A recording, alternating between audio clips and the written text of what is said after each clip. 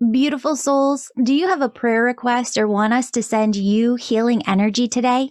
Would you like us to be praying for your friend or loved one? If this is you, go to worldslargestprayernetwork.com to submit your prayer request. And while you're there, please sign up to join our team of prayer warriors. The angels say prayer not only opens you to miracles, raises your vibration, and helps you heal, but the more you pray, the more God's presence is felt on earth. Feel your angels' love as they surround you right now, and listen for the positive, loving messages your angels intended specifically for you in today's episode. Hello, beautiful souls. Welcome back to the Angels and Awakening podcast. I'm your host and author, Julie Jancius. Today, we're here with Kris, who has 4 amazing angel stories to share with us. Kris, welcome to the show. Hi, thank you so much, Julie. I'm really excited to be here with you. Oh, of course. I'm excited to be here with you too. So I'm going to have you take it away and share your first angel story. Okay. So Julie, this week I was going over all my notes. I was all prepared and, I had everything all set. And I just felt really compelled to say that I'll talk a lot about my mom and my dad. My dad passed when I was 21. My mom passed about 12 years ago. But I know, so a lot of my stories, I'll talk about them, but I know that my spirit team's been with me before I ever lost anybody that was important to me. I'd feel this intuition like when I was in middle school, and I wasn't quite mature enough or connected enough to really understand that and what it was. So I didn't always listen the way maybe I should have. And I wished later that I had. But I just feel like it's really important to know that your spirit team is with you, whether you have somebody close to you that's crossed over or not. And that was just really, I don't know why, but I just felt really compelled to make sure that, everybody knew that they don't have to have somebody. I love that. That's so true. It is so true that you have a spirit team, and actually you have soul family on the other side on that spirit team, regardless of if you've known anybody who's crossed over here. 110%. That's a great angel message to bring through. Because we got to think about it like this too. We've had lifetime after lifetime after lifetime. And some of these folks we know from those lifetimes too. Right.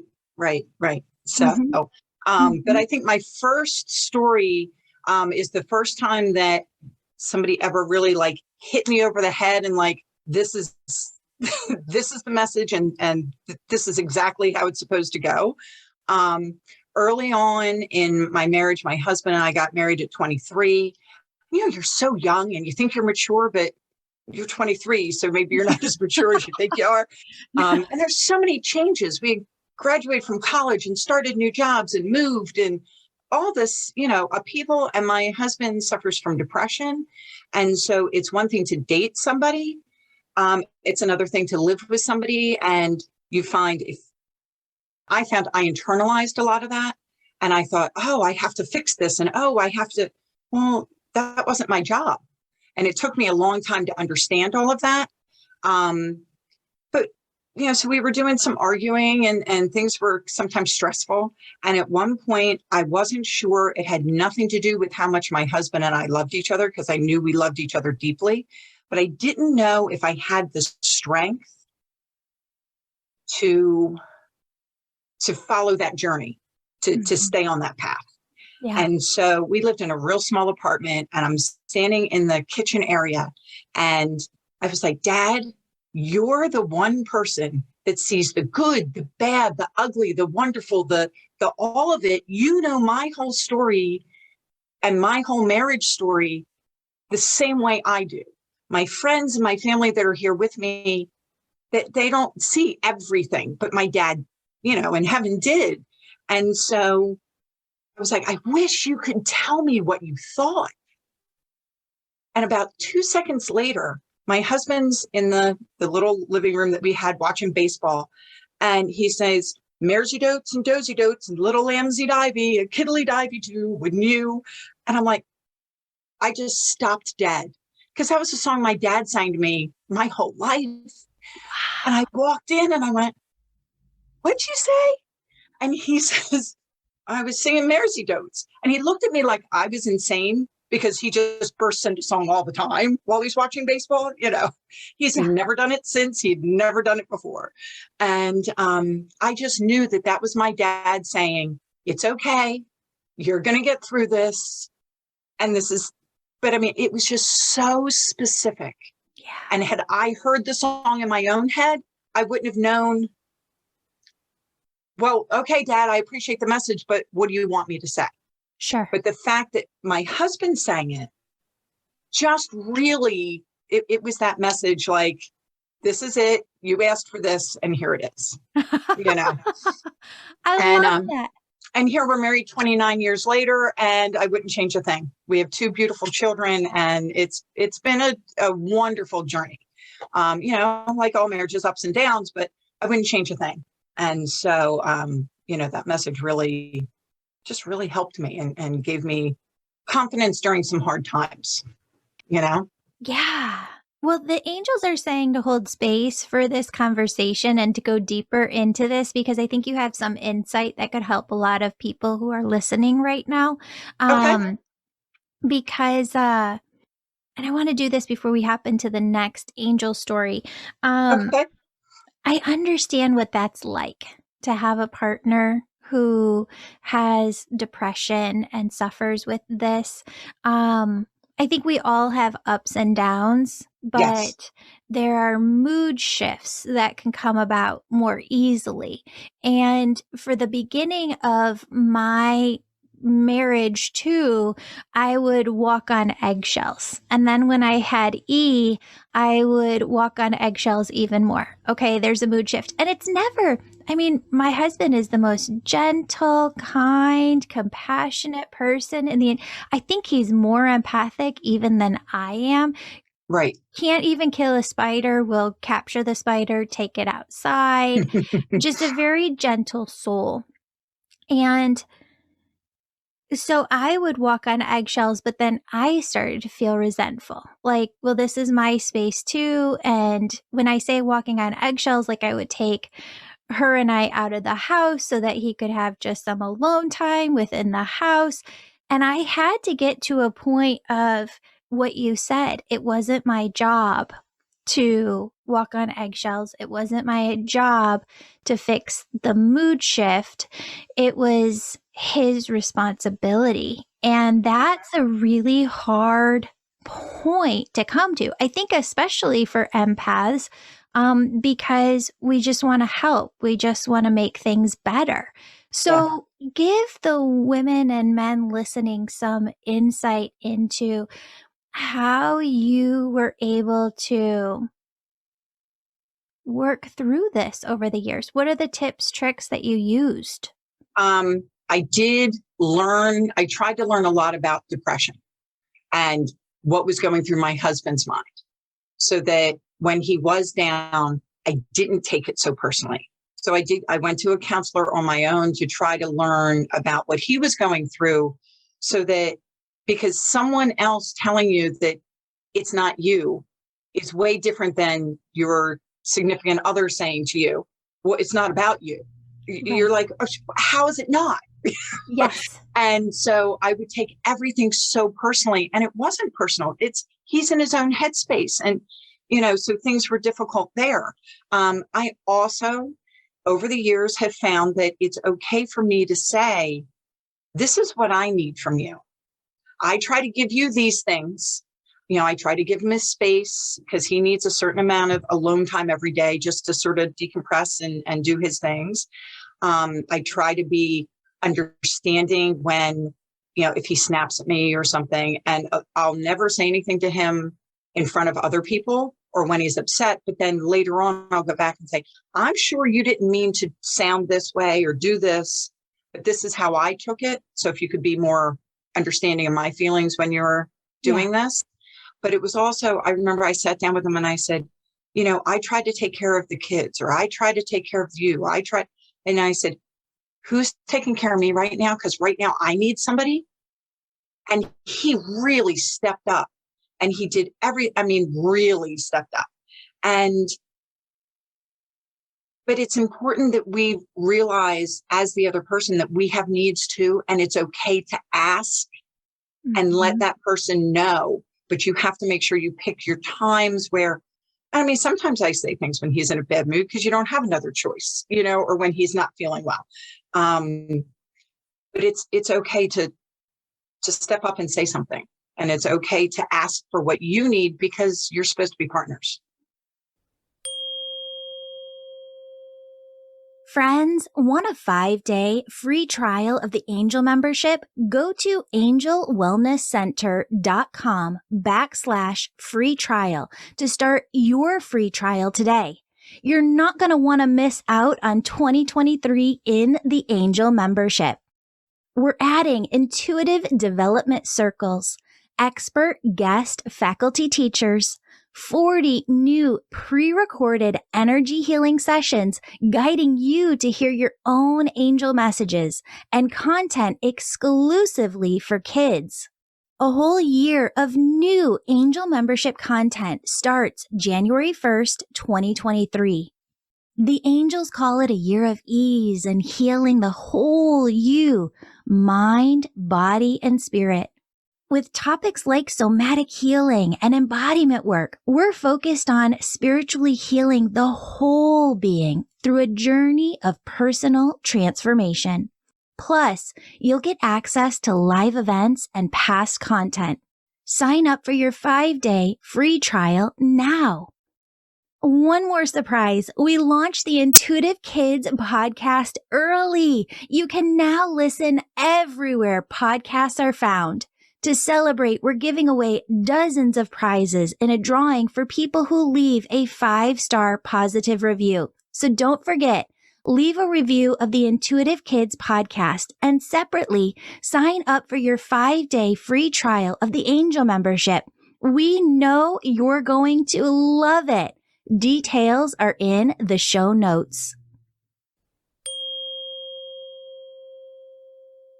Yeah, and this is working it out. You learning, I love that you went and learned about depression because it is, it really fully comes down to the way that the brain operates. And just like I have ADHD, I don't want to have ADHD. I don't want to ignore the mess, Right. on the dining room table that I made, Right. a month ago, and I keep walking past it instead of cleaning it up. I don't want to be that way. I don't want to be forgetful. But that's just the way that my brain works. And so when you see it as this is the way that this person's brain works instead of as a reflection of how they feel about you or their love towards you, that they're not helping you, it really shifts everything. And you can start to work with the cards that you've been dealt instead of wishing you had different cards. Yes. And I found that, even if it's just asking for help around the house, you assume someone else is going to see it. You assume somebody else is going to just do it. Well, he doesn't see things the way I see them. So I have to say, but I can tell you that if I've ever asked for help, I could count on one hand the times that he's like, no, I really don't have time for that. Yeah. He might not do it exactly when I want it done, but if I ask, he'll do it. Yeah. And so I've learned that I have to get off my high horse and stop expecting him to read my mind. And I have to ask because that's just who he is. Yeah. My husband always makes a joke about this, and he goes like a caveman voice, like, man, dumb, need to explain exactly what you want. and, Yeah. he'll be like, be direct, woman.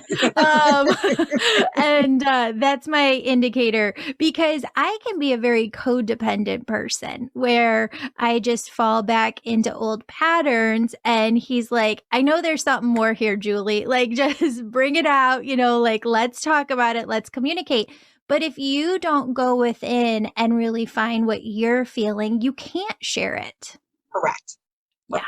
Right. Yeah. So, I want to say one more piece about this sure. that the angels are kind of bringing through, which is for any of those people who are listening, watching right now on YouTube that are going through this in this moment. Also kind of watch yourself and be the observer of your thoughts, feelings, actions, words, because it's easy in the beginning of a relationship to not want to work through the hard parts and kind of bypass communication and learning how to work with one another. And a lot of times when we do that, and what I mean by being the observer of your thoughts, feelings, actions, words, is watch that you're not creating drama within the relationship where there doesn't need to be any. And that drama is really like a covering, a mask for not wanting to do the work on the relationship, not wanting to go deeper. And I'll preface this with saying, if somebody has a drug or alcohol problem, or if they're abusive, absolutely get out of the relationship. But I had this very princess prince mentality when I was younger of, all right, well, you just get married and everything's going to be perfect and it's just going to be rosy. And what I've learned from talking to couples who've been together for 40 years, 50 years, 60 years, who have long lasting marriages, there's not one of them that says that every day was rosy. Everybody says you had to get through challenges. You had to learn how to communicate. You had to learn how to fight well together, not fight, but like use your words, right? And just how the other person's brain works.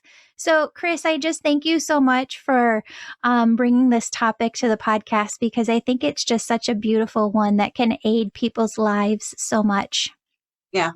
Well, and I have a really special friend that told me once, if he worked half as hard at his marriage as he does as his job, he'd have the perfect marriage. Mm-hmm. He said, but we come home and we just expect the other person, like, oh, I'm tired. I worked hard all day.